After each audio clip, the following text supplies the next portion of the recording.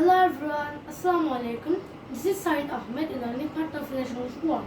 I hope you're doing well by the grace of Almighty Allah. I'm over the moon.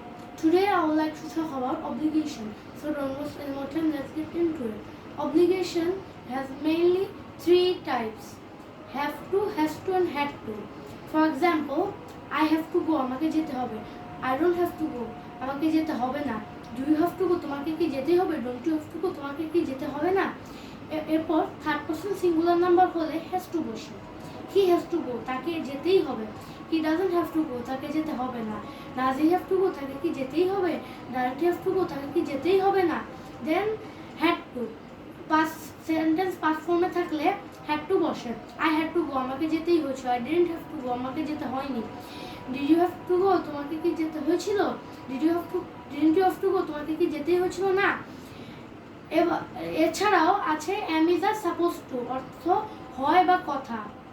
I am suppose to write, আমার লেখার কথা। He is suppose to go, তার যাওয়ার কথা।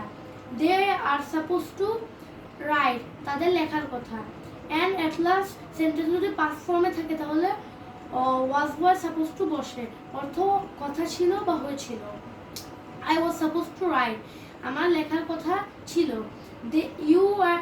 You are suppose to help, তোমার সাহায্য করার কথা ছিল। So that's all for today. Thanks for being with me. Thanks for watching my video. See you guys in another video. Till then, bye bye.